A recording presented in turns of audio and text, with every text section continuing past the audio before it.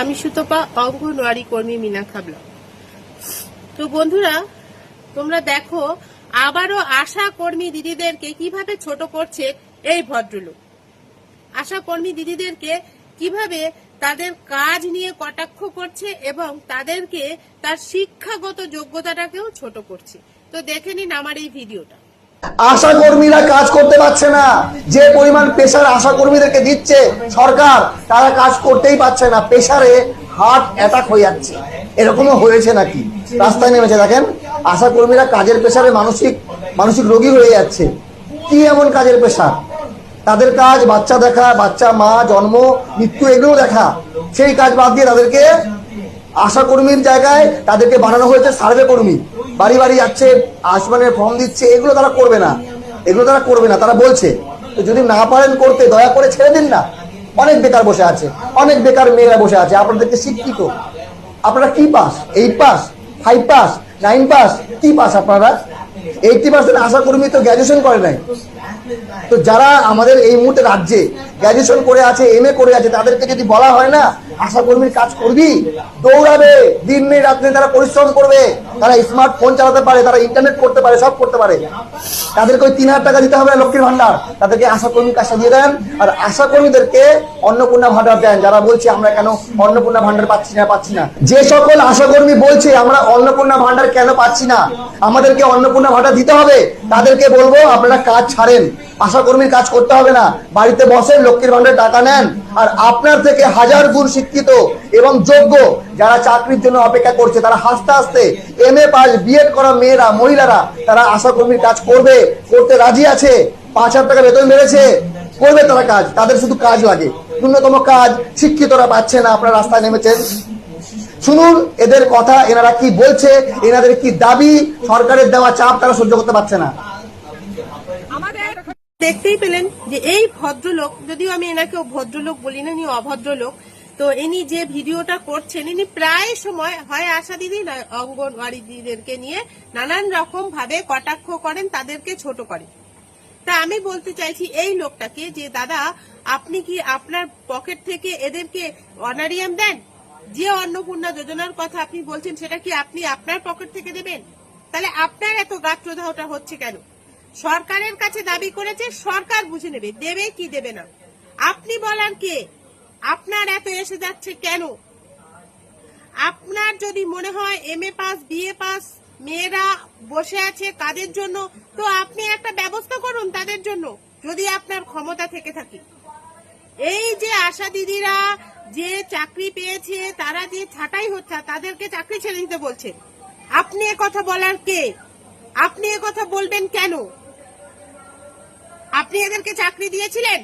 আজকে এদের যাই সমস্যা হয়ে থাকুক না কেন, এরা সরকারের কাছে জানাচ্ছে, আপনি বলার কি? কাজ বহির্ভূত এরা যা কাজ করে, যেভাবে এই আশা দিদিরা কাজ করে, যেভাবে পরিষেবা দেয়, তার তুলনায় এরা মনে করেছে যে আমাদের অনারিয়াম কম হয়ে গেছে, আমাদেরকে অন্নপূর্ণা যোজনার আওতায় আনা হোক। এবং সেটা এনেও ছিলেন সরকার, ফার্স্ট পেমেন্ট এরা পেয়েছিল।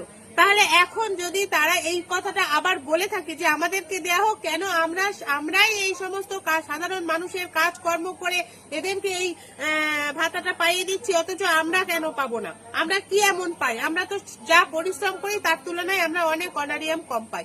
আপনারা দেখুন এই যে ভিডিওটা আমি দিয়ে, সরি এই যে ছবিটা আপনি দিয়েছি, দেখুন একটা আশা দিদি কিভাবে 1 কোমর জল পেরিয়ে গিয়ে বাড়ি বাড়ি পরিষেবা দিচ্ছে।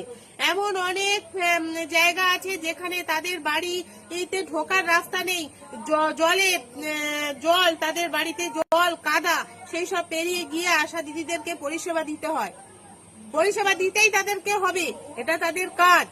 তাহলে তারা বলছে যে আমরা এত কাজ করছি, আমরা মা ও শিশুদের নিয়ে কাজ করছি, তাদের ভ্যাকসিন পরিষেবার কাজ করছি, তাহলে তারপরে কেন আমাদেরকে আবার এই আয়ুষ্মান যোজনার কাজ, একটা আশা দিদিকে 1000, 2000, 3000 ফর্ম দেওয়া হয়েছে?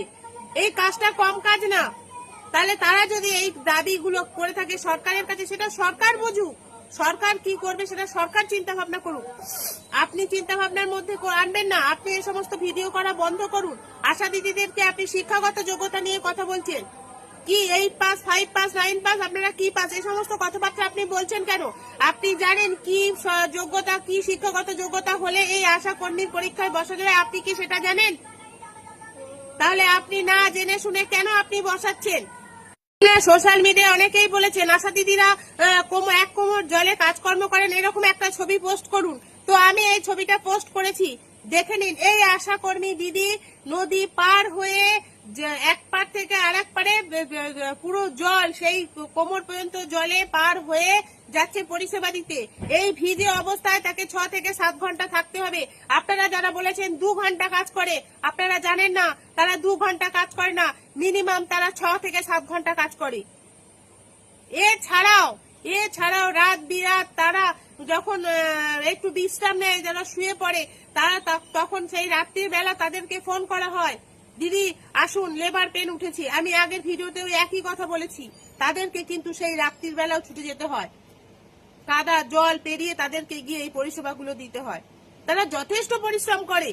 আপনারা না জেনে শুনে আজকে ছোট করছেন। এই শিক্ষাগত যোগ্যতা নিয়ে এই ভদ্রলোক, এই অভদ্র লোকটি ছোট করছে। আপনি কি পাস? আমি বলতে চাইছি, আপনি যে শিক্ষাগত যোগ্যতা নিয়ে আশা দিদিদেরকে বলছেন, আপনি নিজে কি পাস? আপনার কি যোগ্যতা আছে? আরে অনেক ট্রফিক আছে। আপনি যান বারুইপুরে ইন্দ্রজিৎ তাঁতি, যাকে বিনা কারণে আজকে মেরে ফেলা হয়েছে, তার এই পরিবার, তার এই অসহায় পরিবার, যান তাদের সেখানে যান, সেটা নিয়ে প্রতিবাদ করুন।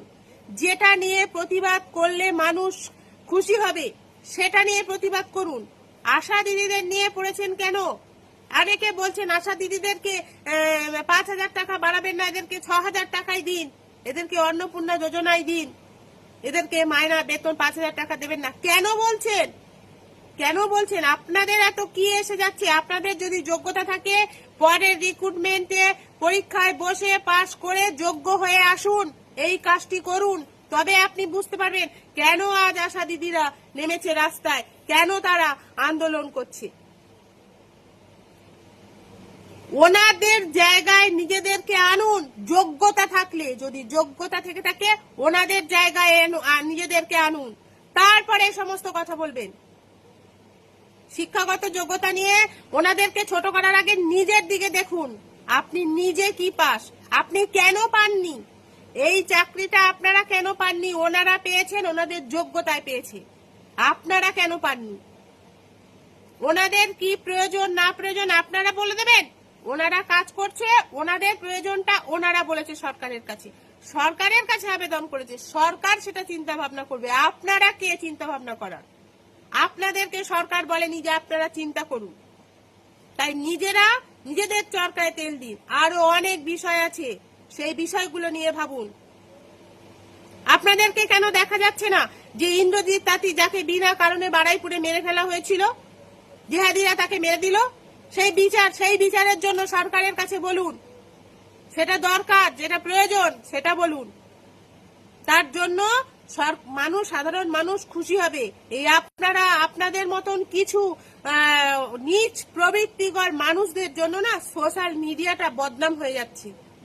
আপনারা এই সমস্ত ছোট চিন্তা ভাবনার লোক, আপনারা হচ্ছে নাচ গান করে খাওয়া মানুষ। আপনারা কেন আশা দিদি ও অঙ্গনওয়াড়ি দিদিদের নিয়ে পড়েছেন?